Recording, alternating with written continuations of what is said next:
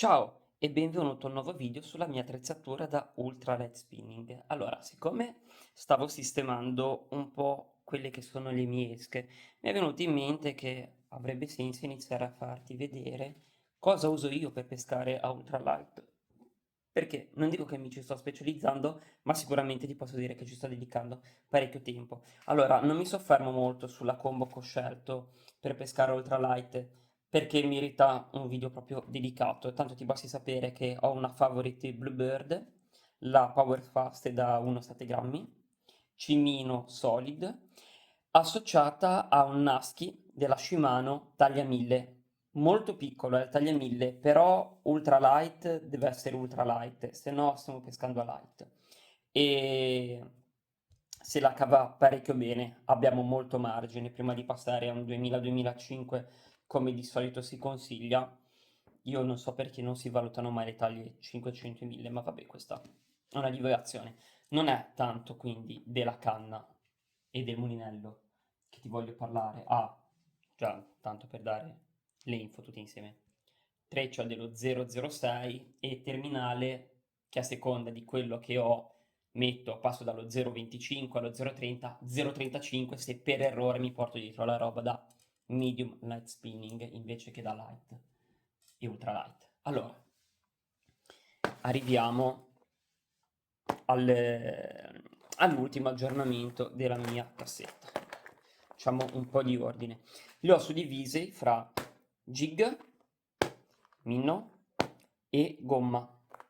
Non mi ricordo tutte le grammature, a parte quelle dei jig, perché adoro pescare a jig e secondo me l'ultra light fishing, il rock fishing, ripaga moltissimo l'uso dei jig, perché possiamo lanciare molto lontano per andare a cercare, a fare un po' di ricerca dei branchi di occhiate e sugherelli.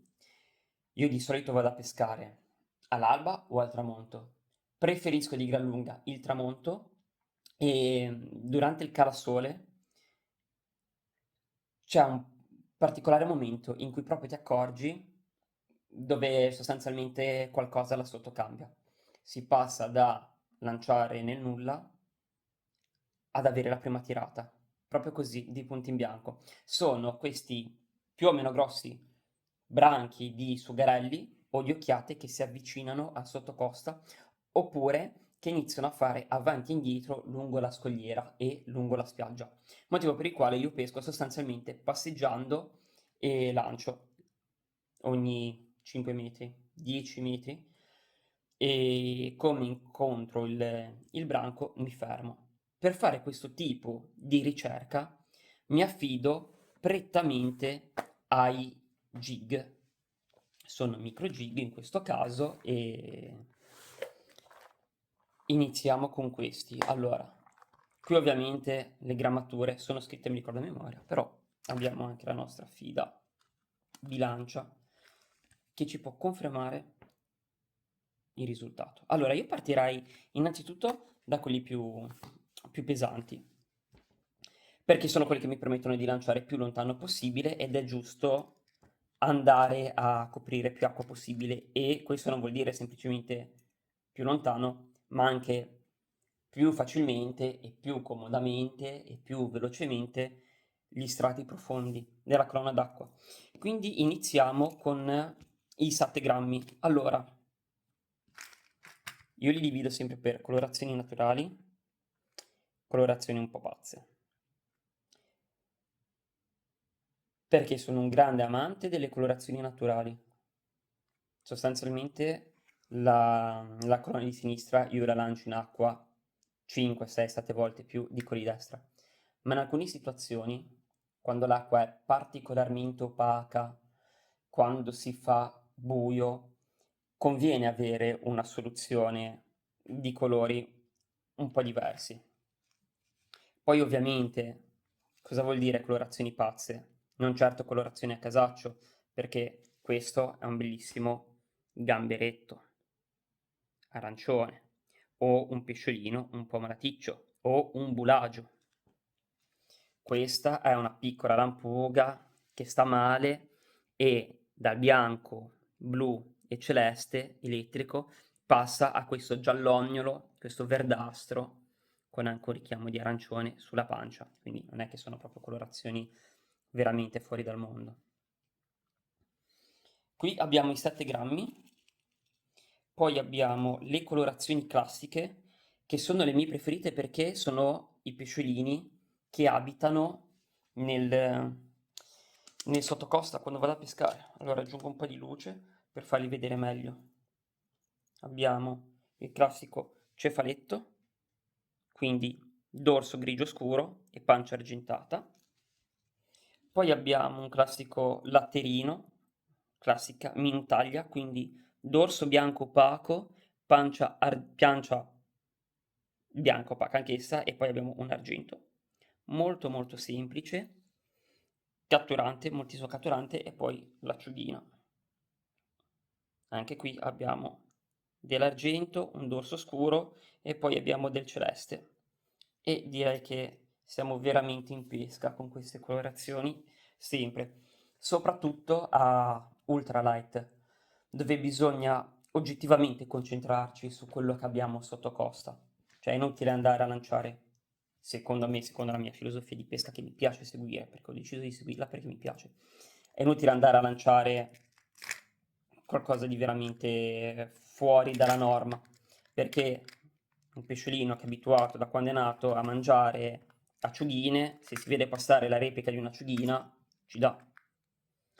Non mi soffermo molto sul fatto che alcuni dei miei artificiali hanno l'amo assist, mentre altri montano ancora l'ancoretta.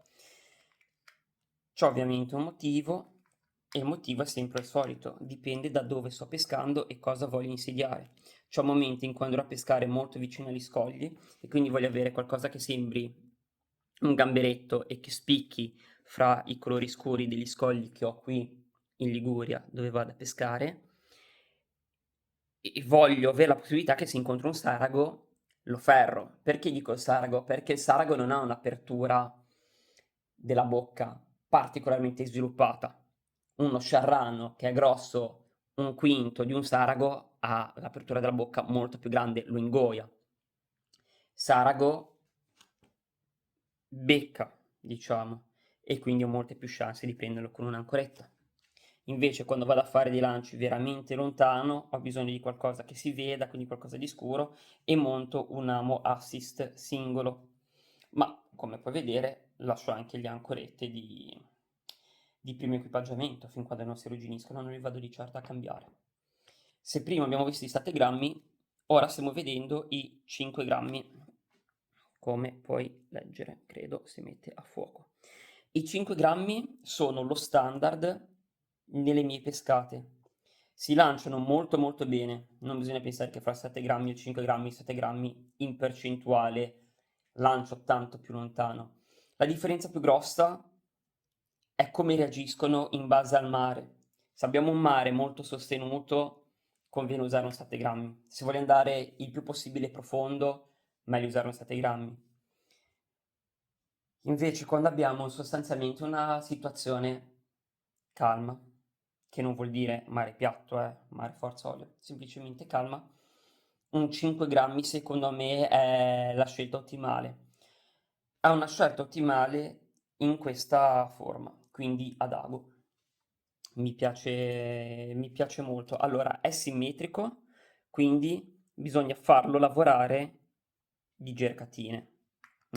Diciamo che non ha un nuoto prettamente accentuato. Se lo recuperiamo più o meno lentamente, più o meno velocemente, lineare, lui ovviamente sfarfalla e sgondola e manda dei flash, dei bagliori di luce, ma la forza del jig è il fatto di poterlo animare con veramente pochissimi movimenti del polso. Serve anche una canna, come la Favorite Bluebird, che trasmetta queste vibrazioni. È molto importante il cimino solid, ad esempio, fa veramente la differenza. Quando invece i pesci non sono in caccia, sono un po' apatici, allora uso dei jig come questi a foglia. Ora stiamo vedendo i Biastos di Casa Caperland, prima il Biastos normale e adesso la versione slow. Questo cadendo su farfalla e qualche volta ti regala delle bellissime catture mentre discende.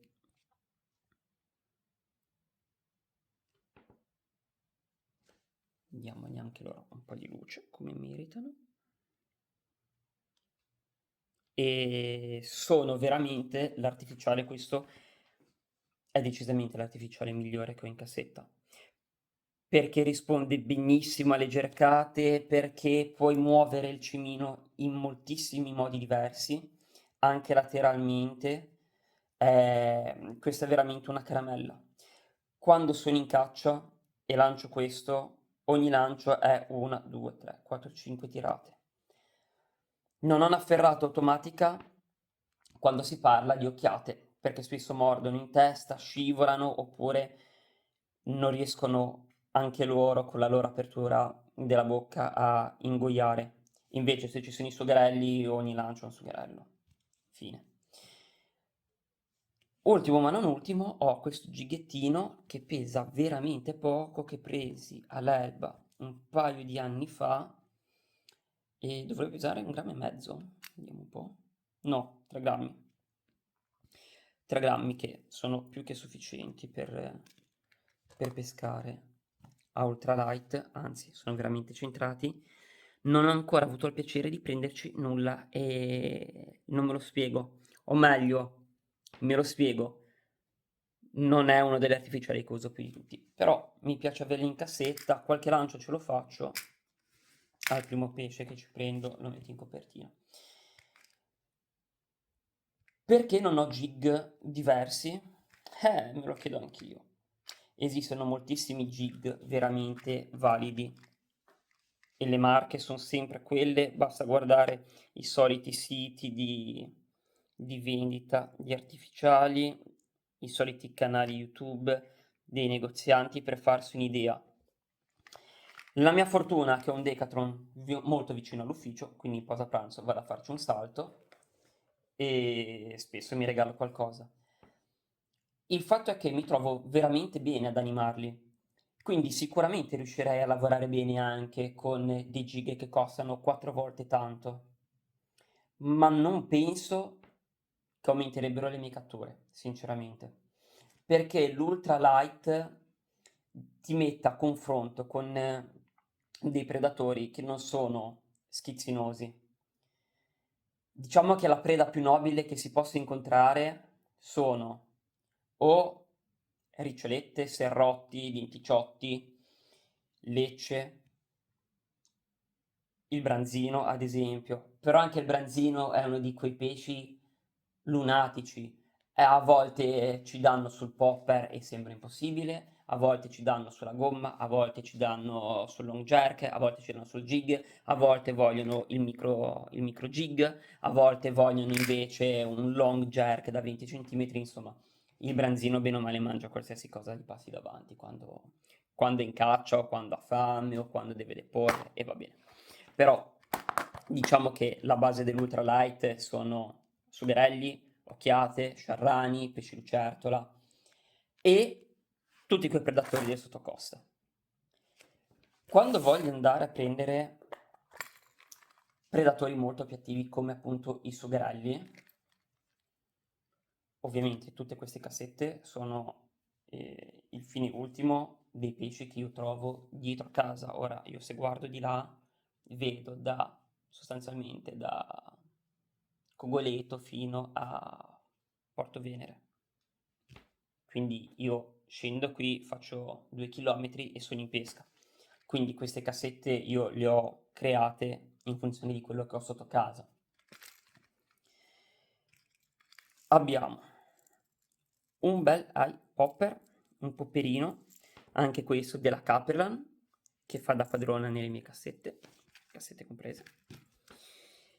Questo è un popper molto molto molto molto bello, è attivo, è vivace, si lancia bene, si gerca veramente bene, genera un pop molto concentrato, molto contenuto ed è qualcosa che piace ai predatori sottocosta. perché non fa un rumore eccessivo, non deve attirare il pesce serra che è 8 metri sotto. Non siamo in mezzo al mare aperto, siamo sostanzialmente lungo la spiaggia o lungo la scogliera. Insomma, il pesce è già lì, lui deve soltanto portare l'attenzione.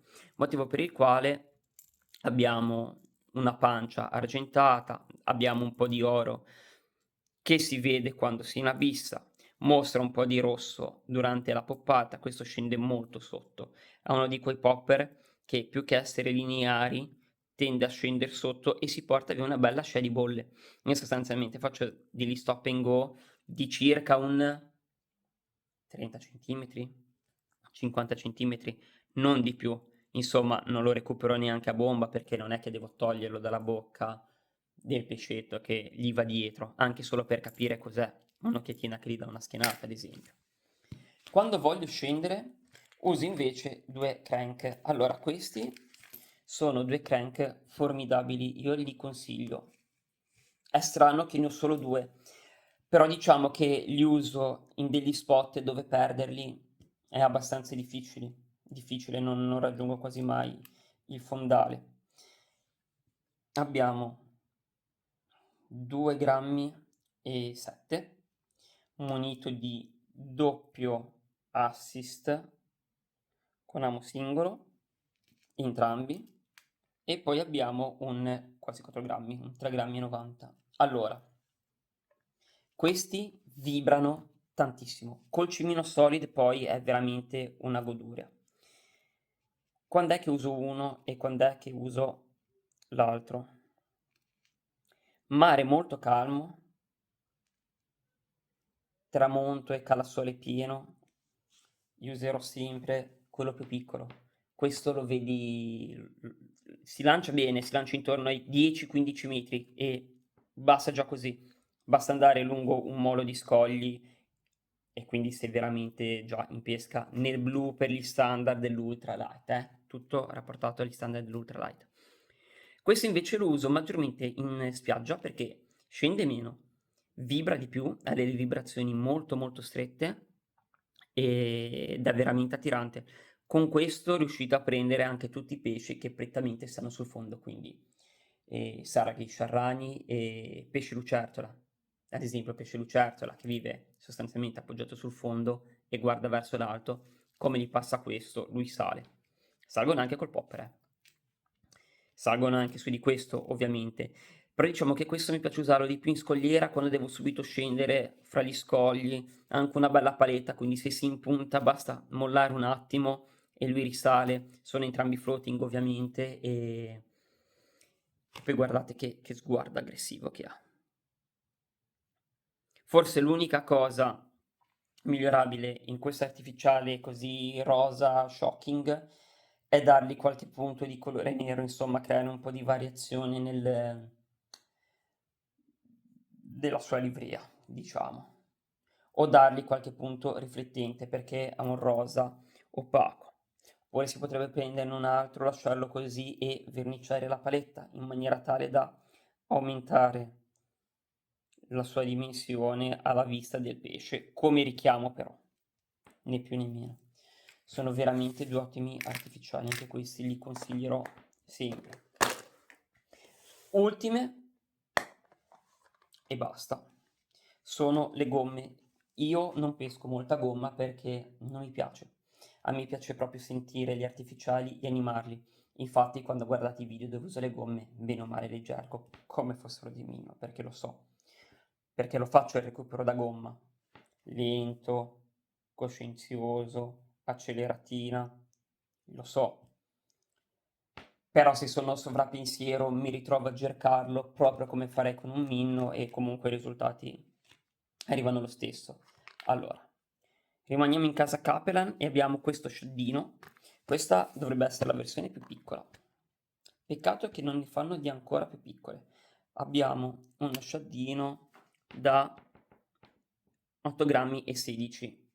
Io questo lo uso con la Favorite con un casting di 7 grammi. Eppure, forzando e non forzarlo, la si lancia bene lo stesso. Lo stesso non lo posso dire ad esempio dei jig da 10 grammi. Quelli si perdono, tendono a strappare, tendono a non lavorare bene. Insomma, c'è differenza fra lanciare 8 grammi di jig o 8 grammi di gommino, anche nel recupero, soprattutto perché abbiamo un cimino solido, quindi è importante come lo sentiamo noi il pesce. Poi abbiamo l'ultimo arrivato che mi ha regalato alla prima pescata un bel denticciotto, il mio primo denticciotto ultralight. Abbiamo un 7 grammi e 78, quindi abbiamo sostanzialmente la testa che dovrebbe essere da 6 grammi e il corpo. Qua si vedono ancora i tagli. Aspetta, stiamo fermi. Si vedono ancora i tagli che gli ha fatto il dentice. E anche questo colorazione molto molto natural. La colorazione l'ha scelta la mia compagna, però l'idea era quella di creare, comunque sia in cassetta anche per le gomme, qualcosa di molto naturale. Quindi lo rimettiamo a posto. Black Minnow numero 1, testina da offshore, tra l'altro, aspetta, ho qui ancora, abbiamo, sì, è quello da 6 grammi, testina da offshore, si lancia abbastanza bene. Io riesco ovviamente a forzare parecchio perché mi piace forzare nei lanci e giusto per metterli in confronto, come puoi vedere siamo qui a dimensioni. Sono veramente della minutaglia, della più classica che si trova nelle coste. Poi dalla Finlandia con furore arrivano queste gommine che mi ha portato mio fratello ovviamente, anche loro lavorano molto bene, sono delle classiche riproduzioni degli sciaddini, sono molto molto molto molto molto molto morbidi, al tatto sono veramente morbidi. Il Black Minnow sembra più gelatinoso rispetto a queste invece sono veramente morbide, queste qui così sottili. L'altra versione invece è questa che è più elastica ma più densa, la senti la gomma più densa. Anche questi con i loro occhietti, a meno che non li si perda, e si muovono veramente bene. Loro con il recupero lento lineare sei veramente a posto. Abbiamo diverse versioni, allora questo qui ad esempio, quello morbido, costano veramente il niente. Guardate che bello questo qui rosa. Ovviamente io sono un grande fan del rosa perché è un colore che regala tante catture. Rosa con questa pancia brillantinata bellissima. Giusto per darvi un'idea dei pesi abbiamo 2 grammi e 34, 2 grammi e 23, queste qua più piccole, questo qua più grosso, 5 grammi e 5. Piombati, qui abbiamo 5 grammi, quindi in totale arriviamo a 6 grammi e 20 sostanzialmente. E qui abbiamo 6 grammi e 64, quindi siamo veramente in un range super safe per lanciare forzando. Poi ovviamente tantissime altre testine piombate di tutte le misure, quelle me le porto dietro e all'occorrenza si cambiano. Quindi, amico mio, questa era più che l'attrezzatura, le esche che utilizzo io per andare a pescare a ultra light spinning. Non mi viene in mente molto altro. Posso soltanto consigliarti di valutare sempre prima il rapporto qualità-prezzo, perché quando trovate un'esca che funziona bene e che non costa molto, sei a cavallo. Una volta che trovate delle gommine che fanno al caso vostro, siete a cavallo. Ora, fra il Black Minnow 8,50 € e Caperlan, il Black Minnow ha qualcosa in più? Sì nel nuoto, sì nella, diciamo, nel feeling gomma in mano, eppure io vi assicuro che siete in pesca con entrambi. Assolutamente, non c'è una versione dove non siete in pesca. Ultra light spinning vuol dire andare a pescare quei pesci che sono attaccabrighe all'ennesima potenza.